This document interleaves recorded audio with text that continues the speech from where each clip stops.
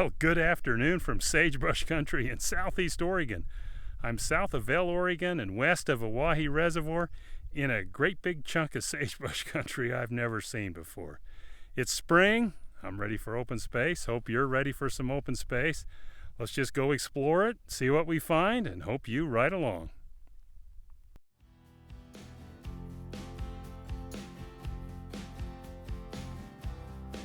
Seen lots of strutting turkeys, but never seen one doing it in the greasewood before.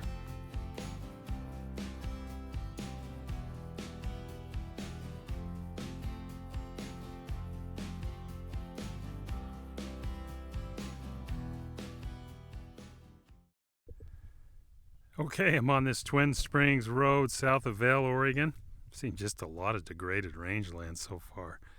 See the purple hue of a annual mustard, a purple mustard that's in bloom and pretty now, but it's an invasive, a kind of a weed species. You're seeing all these young thistles that are growing up. Here's more of that mustard, and this is what caught my eye. I wanted to show you. There's a lot of tumbleweeds in this area. Look at these tumbleweed patches that have blown in here. You can see that fence going through there for scale. I mean, those are 3 or 4 feet deep, and they must have blown in here. I would assume from the west. That's the prevailing wind here. Look at every ravine that can hold them has big patches of tumbleweed, so there's a lot of tumbleweed growing upwind from here. You know, I've been traveling these landscapes for a lifetime, and there's always a piece of me that loves to see that road going up over a ridge in the future there. There's always a little bit of mystery, and you're wondering, oh, what's on the other side? Probably not much different than what we've seen, but it's fun. I'll show it to you.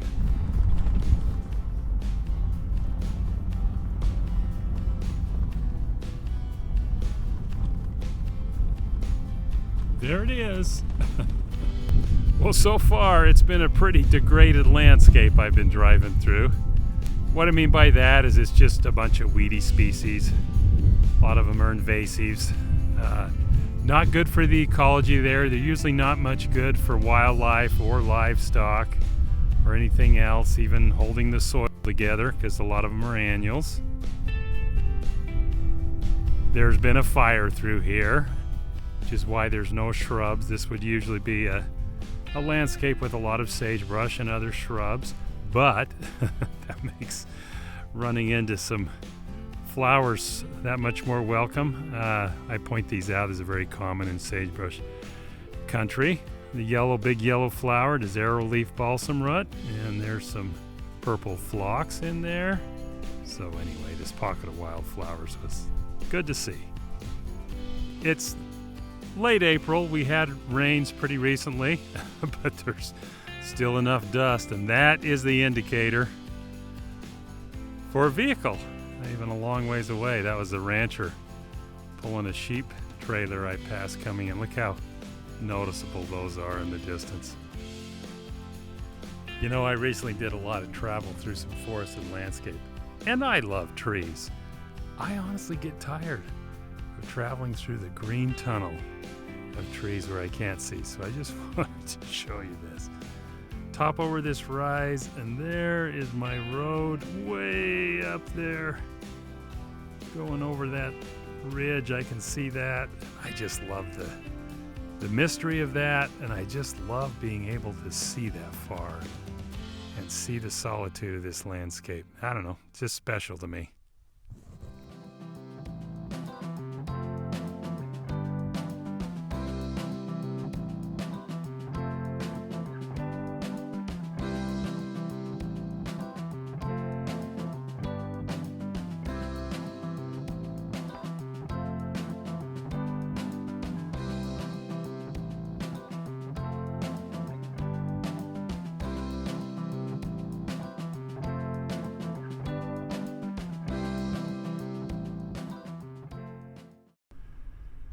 So there's a feature, an eroded feature. Looks a lot like the Pillars of Rome, another place in southeast Oregon I did a video on. We're going to go check that out. Just going to show you these gates we're going through. No one's been through here recently. We'll knock the tumbleweeds off. No sign of tracks. Let's go see what's up there.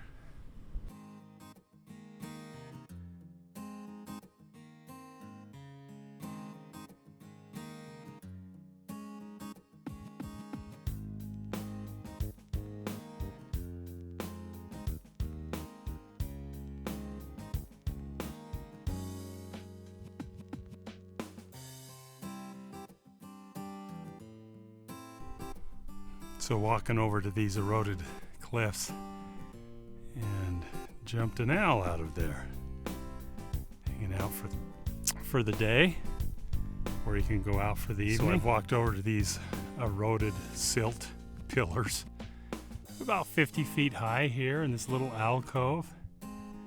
You know what's cool about them? I mean, I'll link a video I did on huge pillars like these near Rome, Oregon. But this is special because it feels like you have it to yourself. It's just kind of your own personal cliff here. I mean, there was no one out here, no sign of anybody. And you get to, like I do, come and explore this. And again, these silty pillars, they erode very easily. See how that silt stone, that's kind of basically just mud, breaks off so easily. So it doesn't take much water, rain, erosion to form them into these landscapes. Always good to be walking towards your vehicle, thinking about a drink of water. So as you can imagine, water's often the limiting factor out here in these landscapes. You know, whether you're going to graze it or for wildlife. So here's an old well. They have a solar panel set up, I'm assuming an electric well pump now. This wellhead. What's interesting here? So there's the wellhead there. But as you can see, there was a windmill here once upon a time that's been discarded. And as often as the case, they don't actually pump the water right at the well, but they pump it a little bit further down there. And that's where the water's coming out. Let's go take a look at it. There's the well, and here's the output from the well. And that little trickle of water overflowing the big tire trough would be the, I assume, the volume going into this trough area. You see the overflow here. And there's not really any wildlife tracks around it. Maybe some rodents, but I don't see any bigger tracks like antelope or deer. And I assume they'll be grazing this soon. You can see cow pies here, which tells me it's definitely grazed. It's a degraded piece of rangeland, which probably cattle kind of camp out at these water sources a lot of time. But anyway, that was kind of cool to find.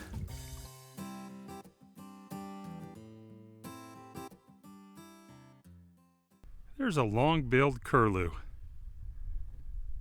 Not sure if we can quite see the 5-inch bill on that thing. They're migratory. They're usually only around sagebrush country in the springtime. They nest, so this one's with a mate. Usually find them in grassland or more meadowy areas like this little pocket here. Anyway, they're fun to see, and they have a very distinctive noise when they call.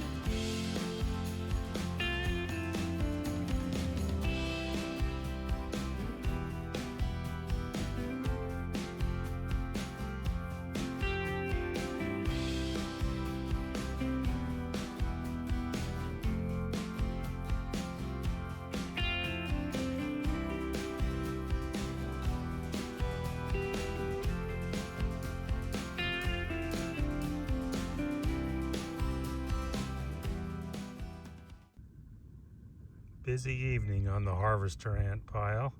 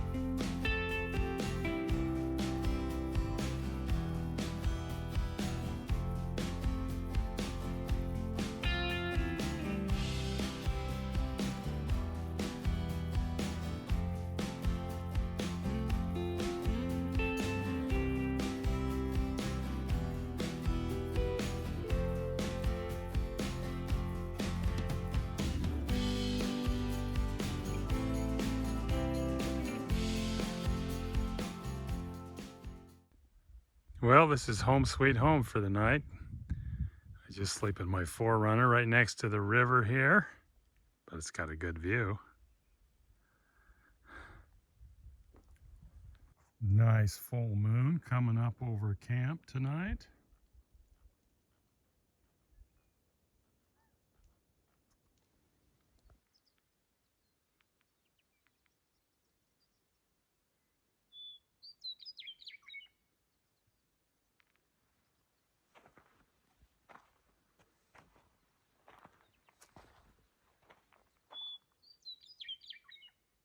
Capture the morning song of the western meadowlark.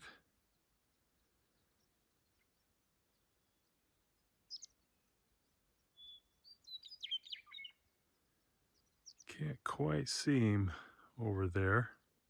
It's my favorite sagebrush country bird. First described by Lewis and Clark, and you know, who can't appreciate their cheerful song?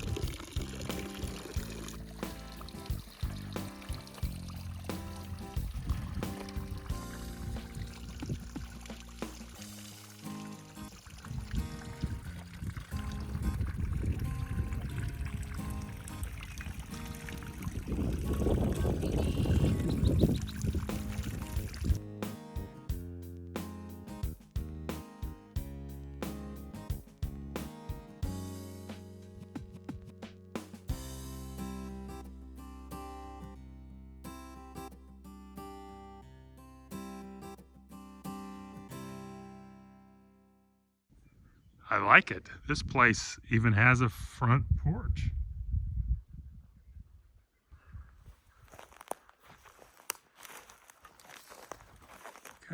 Looks like it's used as kind of a shed now.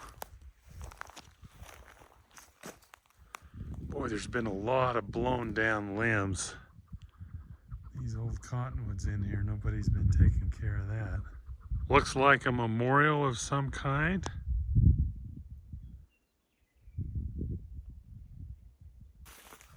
And the outhouse has seen better days.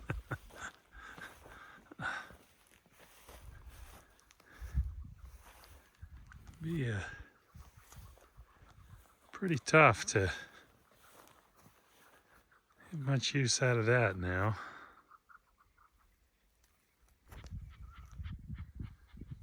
It's a flock of chukars up there.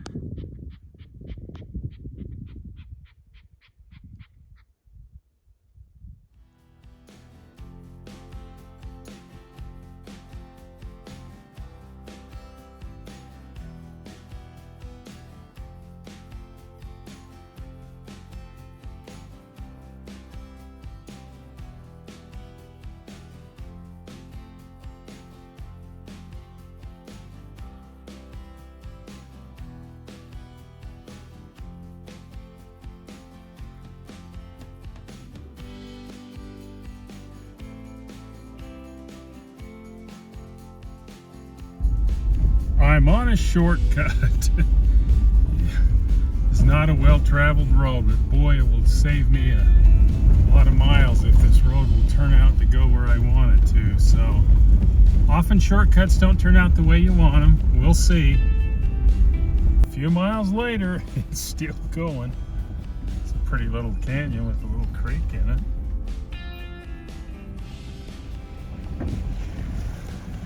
These basaltic landscapes, they just have so much rock, and it's just slow going. It's like 5-7 miles an hour.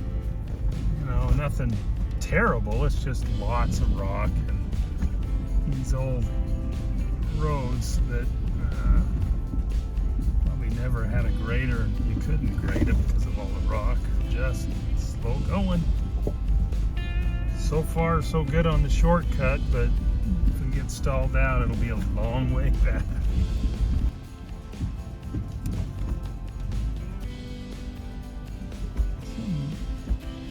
I take that back. There are some pretty rough little chunks here. Shortcut road is still going. Nice little pond down there, this canyon. Well, the road's getting a little better. That's always a good sign, and according to my OnX, only 3 or so miles from a better road. These little obscure 2-tracks where I started on, though, aren't always reliable on even OnX, and my paper map didn't even have this road going through, so boy, it'll save me a lot of driving. It's still about a 20-mile shortcut, though. I think we got it, though. Okay, we're coming up on a road intersection. That's good news. I think this is the more main road I've been shooting for. Let's see. Yeah. But even this road has very little use on it, as you can see there. Buttercups growing all over it. So let's go see if it hits the paved road.